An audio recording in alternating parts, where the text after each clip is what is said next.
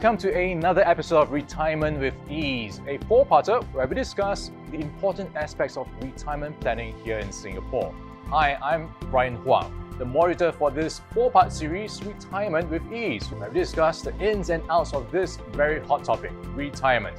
Last episode, we discussed the important elements of catering for a comfortable retirement, where the various consultants shared about the challenges when it comes to retiring in Singapore.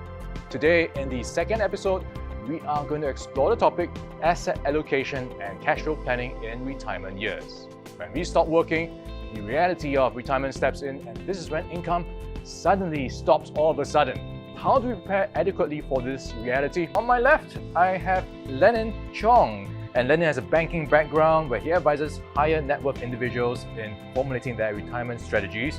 Now, as an Associate Director of Financial Services, he handholds many successful consultants in doing the same for their clients. Welcome, Lennon. Thank you, Ryan. Now, let's start with the first question. And this is around cash flow. Now, during retirement years, we always hear this. Cash flow is king. So what is actually the average cash flow that you should be thinking about per month when you think about retirement planning? Let me start with you, Lennon. Right now, as a few months back, there's actually a report by Straits Times saying that a family of four needs about 6,004. Okay, so we will divide it out. Actually, looking at one person will probably spend about $1,600 to $1,700 per month. Okay, but we are talking about retirement, so that's probably like 20 to 30 years later. Far away, and I think a lot of things can happen by then. Yeah. So of course, one thing people should consider is actually inflation. Looking at Singapore inflation is looking about 2.8%. So 20 years of 2.8%, I would say that during retirement, that household, probably one person we are looking at probably 3,500 to 4,000. Yeah, so that would be probably the estimated amount of money needed during his or her retirement. Okay, so you have to factor in inflation because things of everything is just going up. Yes. And I think also we have to take into account the rising life expectancy and rising cost of living, Lennon. So how do you take these two factors into account when you plan for retirement? There's few things we will definitely check with our client. One would be so-called the family longevity. Some of them, they always tend to say, oh, we have a long life in our family. Okay, so maybe you have to add 5 to the so-called life expectancy in this customer. Okay, so usually in Singapore, female will be 85. So maybe you can take 90 for this particular customer. Okay, so of course, remembering there's planning involved, right? So you have to set aside in a way that is planned catered for, rather than you shortfall in planning. Yeah, so that's why I look at it. Okay, so buffer for, I guess, these rising costs. Yes. And Lennon, what's your take on inflation? Because I heard 2 to 3% for the past 20 years. How do we beat that? Okay, beating inflation will take into two asset classes. Okay, one, of course, I think everybody would do it, probably will be investing into property. Okay, of course, the downside about property is that it takes up a lot of your capital. That's right. Of course, you can rent it out, okay, if you have the ability to do it. So the other part will be growing your retirement wealth. For someone who is in the 20s and 30s, when they are working, all right, they can do a regular savings plan. Okay, it can be $200, $500, or up to $1,000, depending on each and individual's ability. So for a person who is actually in the 20s and 30s, what do they have actually is the time horizon. All right. So of course, they can also take on more risks. Okay, it shows that actually every crisis, all my clients actually, after every crisis, they always come above what was based on the last crisis.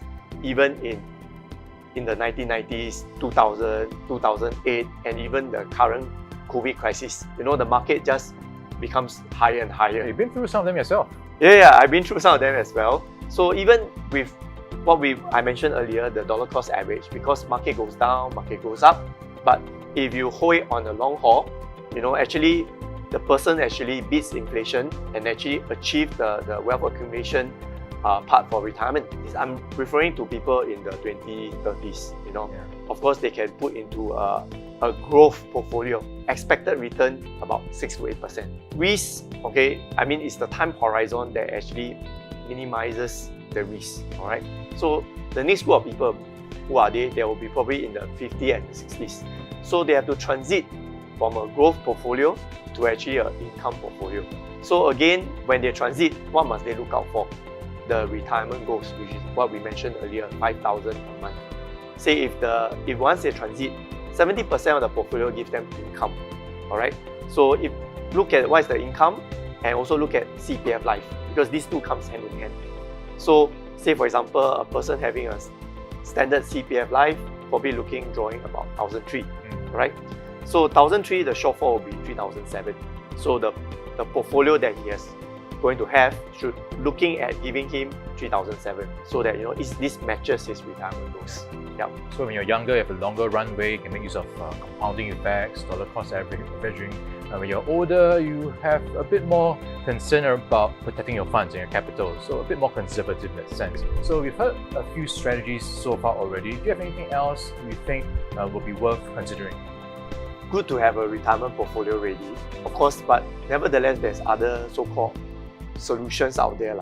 Personally, I feel that if the person is able, fit, healthy, in fact, he actually can work during his retirement age. Yeah, that's true. Right? I mean, it's not saying that, oh, I'm at the age of 65. You can do whatever you want. Yeah, do whatever he wants, as long as you stay healthy mind, So of course, besides doing part-time, which if your health, time, energy permits, right, that's one. Second will be, of course, some of the people, they can actually looking at renting out their property, one room, or if let's say he has second property, of course he can rent out the second property. So this will actually substitute whatever CPF Life, whatever portfolio we have mentioned. Yeah, so think about passive income, and I think also think about how you can continue just doing what you like to get another income stream, part-time work. Correct. Yeah. All right, here you have it, the second episode of Retirement with Ease, asset allocation and cash flow planning during your retirement years. Stay tuned for the next episode where we find out more on one hot topic, healthcare management in retirement years. See you then.